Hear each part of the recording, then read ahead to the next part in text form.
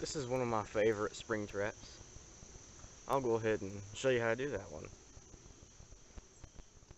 Okay? Alright. This is a really cool trap. It can work on virtually any animal you decide to set it up on. All you need to do is increase or decrease its actual size and the strength of the cord or wire that you use. Now, the first thing you're going to need, there we go, is 2 sticks shaped like this. You want them to have that little hook on the top, okay? Then you want to sharpen the other end because you're going to be pushing that into the ground. You want to make it kind of deep if you can. Okay, it's got to be able to handle the pressure of holding a spring system. That should work. You're also going to need 2 little sticks like this. And what they're going to do is they're going to stretch across right here. Okay, and you're also going to need a whole bunch of random little sticks to create the platform with. And last but not least, you're going to need some cord and a very small stick to tie the cord to. And of course, don't forget, you also need a sapling, and it helps if you trim the little sticks and stuff like that off of the sapling, so that way you get more of a spring, because the more stuff that's on the sapling, the slower it's going to snap back. Alright. And the sapling I used is kind of right there.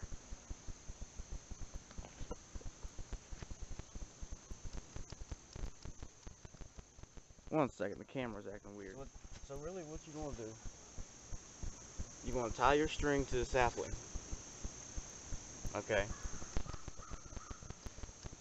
And then at some point you want to figure out where you want it. It's going to be the stick that's tied to the string is going to be sitting right about here. Okay. Then you just tie the stick there.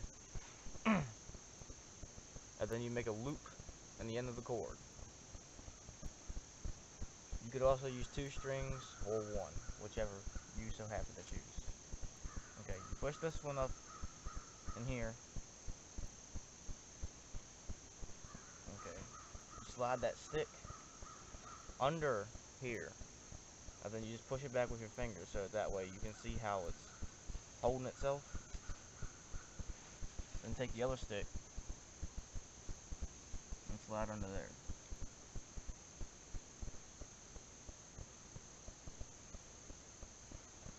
Okay, see, now it's holding itself. I'll go ahead and give y'all a close-up. I'm gonna take my gloves off because this is final work.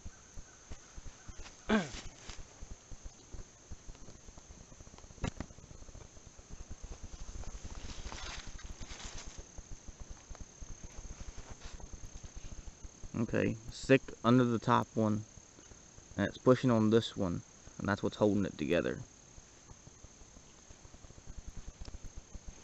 Okay.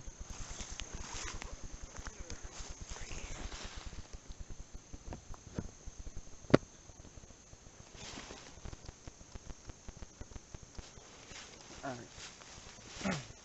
Then what you're going to do is you're just going to take a whole bunch of sticks and line them on this bottom stick right here and create a platform.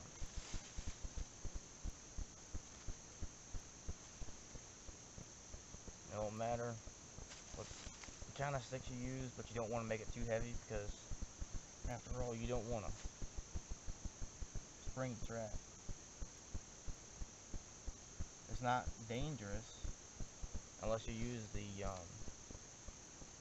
man trapping version.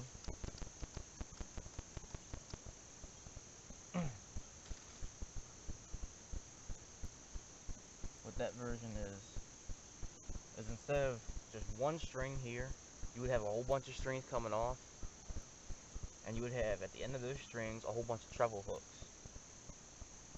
And on those treble hooks you could put, you know, feces, anything like that that's going to obviously get infected in the wound and slow the attacker down.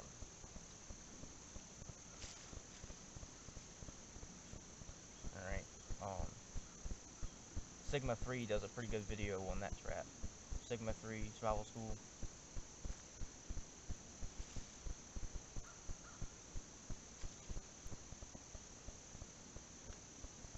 Alright, then you just want to spread these out because you don't want that big of a loop hole in them so nothing can fall through.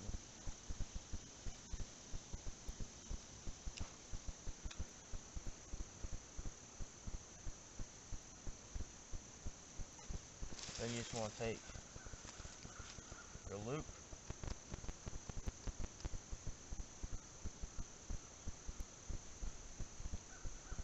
you want to push it over, spread it out, and you could pin it a little bit so it stays open like that. And you can camouflage it by throwing leaves over it and other sticks.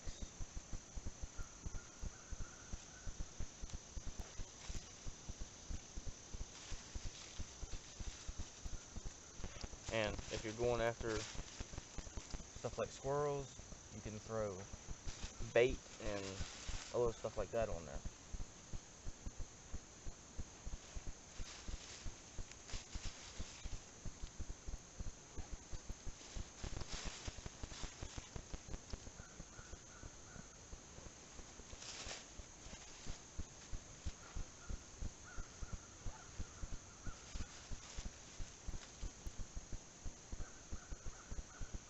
Alright.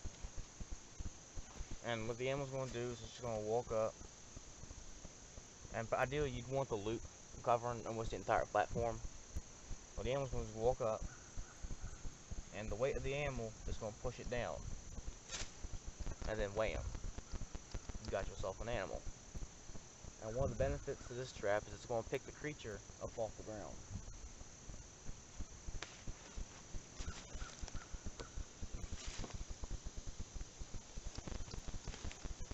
One of the reasons I really like this trap. And the fact that it's so versatile to whichever creature you want. And I'm going to go ahead and show you another kind of trap that's also spring related. Okay? Okay, y'all. So, the first thing you're going to need for this trap is going to be 2 sticks. Once again. But this time, you're going to need to carve a notch in both of them. Okay? Because what you're going to want to do is they need to fit together, just like this. Okay, so that way, when you pull, they lock together. Okay? Now,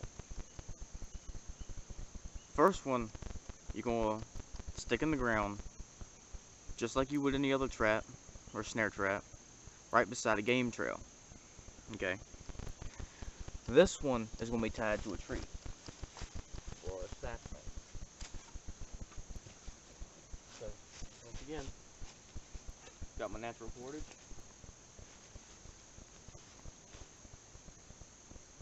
I'm going to loop it over right here. Just let that go. What you're going to do is you're going to pull the sapling down where you think it's going to end up being. Okay. Then you're going to... Let me move the camera real quick.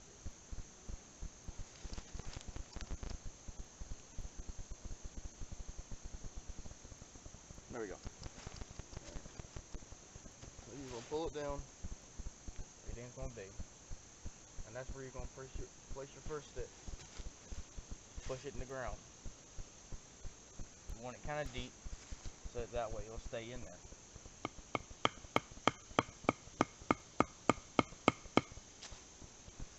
Alright.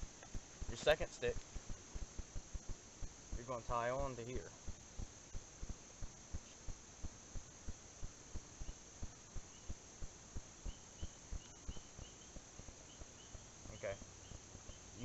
clove hitch, an overhand knot, a round turn 2F hitches, whatever kind of knot you like.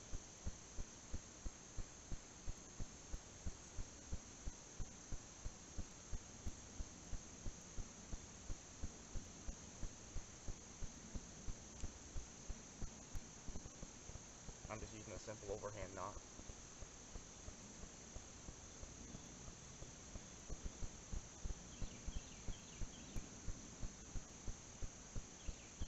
Okay, see how it's holding itself now? Then you're just going to take your little snare loop, place it wherever you like on the trail, but it's got to stay supported up.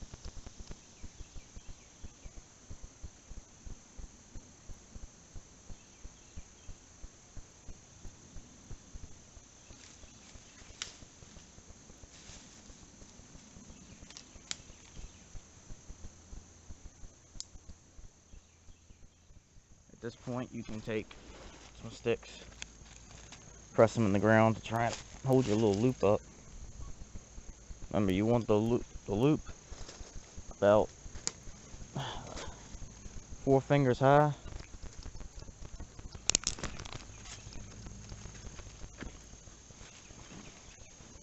And about fist in width.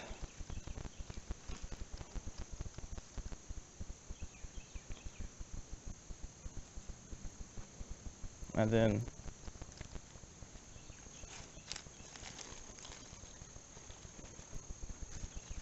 when the animal decides to go through there, he's gonna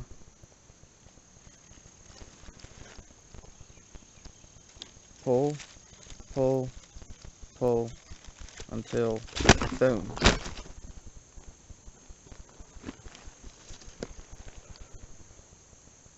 And he's hung. And he'll be supported up there by that sapling and out of the range of predators. The taller sapling you use, the higher he'll get. And that's a basic spring snare trap. Now let me try and free my hand from here. I'll show you a quick tip.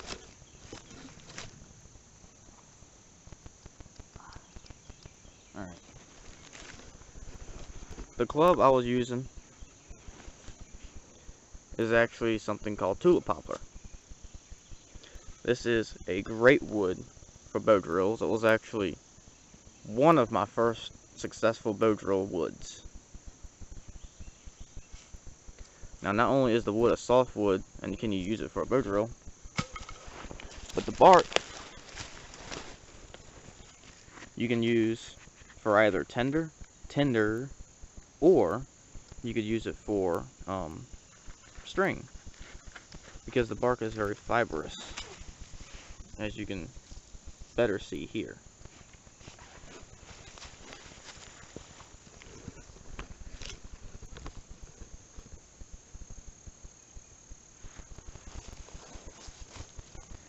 What you do is you take some of the bark, and then you just try and break it and rough it up.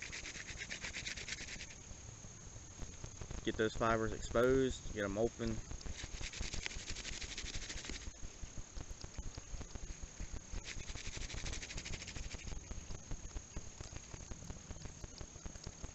And look, now you can see the fibers starting to break apart.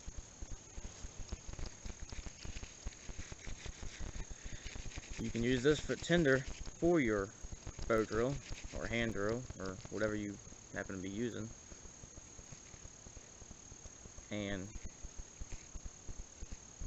or you could twine the fibers together and create cordage. If you use enough of it, you can actually make an entire bow drill set off of one tree, or one down tree, because you can't use wet wood. And you just gotta keep doing this for a while, and the fibers start exposing themselves. And yeah, And I'll answer a quick question I imagine a couple of you are wondering.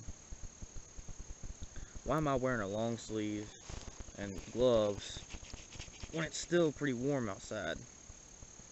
It's cooler, but it's still warm. Well, good question. One, pretty much the only reason is that mosquitoes bite me far less when I wear this. And also, why do I wear pretty much the same camo all the time? Well, because it's pretty much the only camo I have, the only camo I've gotten. That's my favorite, multicam. I also have Woodland Digital, and 2 Woodland Digitals actually, and 1 BDU Woodland. I don't really have anything else. Don't really want anything else.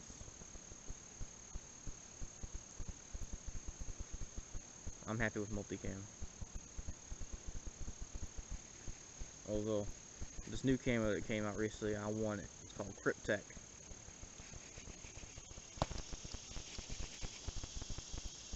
Anyway, now you can see how the fibers are starting to get more and more exposed after I've been doing that for a little while. So,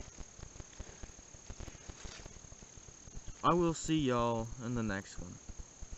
Now, the next one, I'm probably going to show you a spear trap and a deadfall trap. Okay?